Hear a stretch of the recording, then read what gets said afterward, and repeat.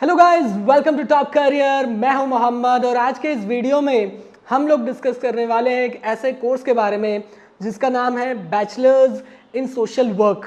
दोस्तों, नाम सुनने से मजाक लगता है कि यार सोशल वर्क करने के लिए भी कोई कोर्स होता है, और अगर ये कोर्स कर भी लिया तो फिर किस तरीके का जॉब मिलेगा, सैलरी भी मिलेगी या नहीं मिलेगी। बहुत सारे क्वेश्चंस हमारे माइंड में आते हैं। तो इन सारे सवालों के जवाब हम लोग इस वीडियो में डिस्कस करने वाले हैं। दोस्तों, यहाँ पे अगर आपको सोशल वर्क करना है तो वैसे तो किसी कोर्स की ज़रूरत नहीं है। सोशल वर्क मन से होता है, उसके लिए किसी डिग्री की रिक्वायरमेंट नहीं है। लेकिन अगर आपको किसी बड़े कॉज के लिए काम करना है, बड़े लेवल पे अगर आपको काम करना है, इन डेप्थ चीज़ों को समझनी है, लोगों को किस तरीके की परेशानी होती है, वो सारी चीज़ें अगर आपको जाननी है और इन डेप्थ समझ के अगर आपको इस फील्ड में काम करना है तो ये कोर्स आपकी काफ़ी ज़्यादा मदद करने वाला है। और हाँ, इसमें बहुत ही अच्छे जॉब्स भी मिलते हैं और बहुत ही अच्छी सैलरी भी यहाँ पे आपको मिलेगी। और उसके अलावा जो लोगों की हेल्प करने का जो इनर सेटिस्फैक्शन होता है वो भी डेफिनेटली आपको यहाँ पे मिलेगा। तो स्टार्ट करते हैं। ये जो कोर्स है वो 3 साल का कोर्स है। यहाँ पे सबसे पहले देखते हैं कि क्या क्या चीज़ें आपको पढ़ाई जाएगी। यहाँ पे आपको ह्यूमैनिटीज़ एंड सोशल साइंस के बारे में पढ़ाया जाएगा। उसके अलावा फैमिली एजुकेशन के बारे में यहाँ पे आपको पढ़ाया जाएगा। Psychological concept of human behaviour के बारे में आपको पढ़ाया जाएगा कि एज अ ह्यूमन हम किस तरीके से सोचते हैं, हमारी क्या साइकोलॉजी है, वो सारी चीज़ें पढ़ाई जाएगी। उसके अलावा basic and emergency of social works के बारे में यहाँ पे आपको पढ़ाया जाएगा। सेक्सुअल हेल्थ एजुकेशन के बारे में पढ़ाया जाएगा। उसके अलावा सोशल प्रॉब्लम्स एंड सर्विसेज के बारे में पढ़ाया जाएगा कि एज अ सोसाइटी में किस तरीके के अलग अलग लोग रहते हैं, कौन सी कैटेगरी के लोगों को किस तरीके की प्रॉब्लम्स ज़्यादातर रहती है, वो सारी चीज़ें यहाँ पे आपको पढ़ने को मिलेगी। उसके अलावा सोशल साइकोलॉजी के बारे में यहाँ पे आपको पढ़ाया जाएगा।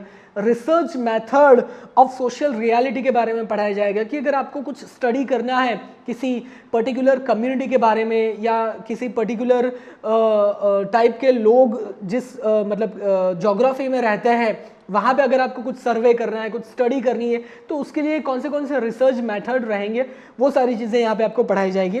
उसके अलावा काउंसलिंग के बारे में पढ़ाया जाएगा क्योंकि आप लोगों के साथ में बात करोगे, अगर किसी को प्रॉब्लम है तो उसकी किस तरीके से काउंसलिंग करनी है, वो सारी चीज़ें आपको यहाँ पे पढ़ाई जाएगी। उसके अलावा कल्चरल एंड सोशल वैल्यूज़ के बारे में पढ़ाया जाएगा। उसके अलावा रोल्स ऑफ एनजीओ के बारे में पढ़ाया जाएगा कि एक एनजीओ जो है उसका क्या क्या रोल रहता है, क्या काम उसको करना होता है, क्या क्या रिस्पॉन्सिबिलिटी है, क्या क्या राइट्स है, वो सारी चीज़ें आपको पढ़ने को मिलेगी। उसके अलावा सोशल कम्युनिटीज़ एंड इंस्टीट्यूशंस के बारे में यहाँ पे आपको पढ़ाया जाएगा। तो इस तरीके के सब्जेक्ट्स यहाँ पे आपको पढ़ने को मिलेंगे।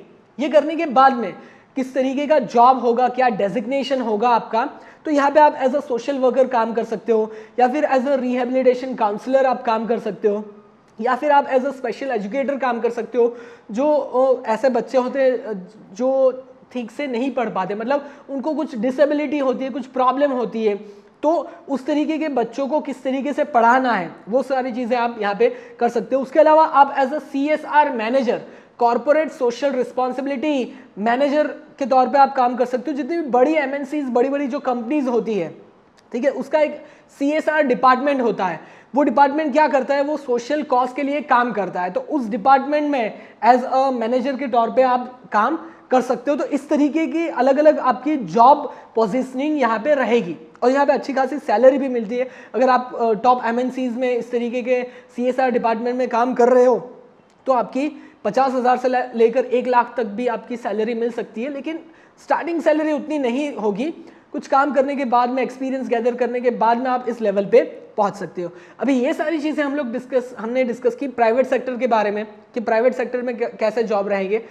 गवर्नमेंट की बात करें कि गवर्नमेंट में किस तरीके के जॉब के लिए आप अप्लाई कर सकते हो, तो यहाँ पे आप एज अ चाइल्ड इंस्पेक्टर काम कर सकते हो, आप as a family and health officer के तौर पे काम कर सकते हो, आप एज अ सोशल ऑफिसर के तौर पे काम कर सकते हो, आप एज अ लेबर इंस्पेक्टर के तौर पे काम कर सकते हो।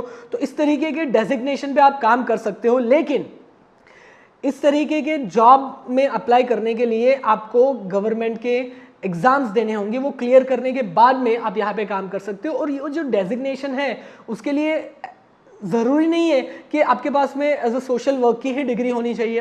किसी भी फील्ड में आपने बैचलर्स किया, आप इन पोजीशंस के लिए काम कर सकते हो। लेकिन अगर आपने सोशल वर्क में किया है तो आपके पास में एडवांटेज होगा, आप चीज़ों को इन डेप्थ आपने ऑलरेडी पढ़ चुके होंगे आप, तो वो एग्जाम्स देने में आपको आसानी रहेगी, क्योंकि उस तरीके के एग्जाम्स में वो सारी चीज़ें पूछी जाएगी। ठीक है, तो अगर ये कोर्स आप कर रहे हो तो गवर्नमेंट में भी आपका अच्छा खासा स्कोप है। सैलरी की बात करें तो प्राइवेट सेक्टर में स्टार्टिंग सैलरी आपकी 20,000 से लेकर 50,000 तक रहेगी, और गवर्नमेंट में आपकी स्टार्टिंग सैलरी 50,000 से लेकर 80,000 तक आपकी सैलरी रहेगी।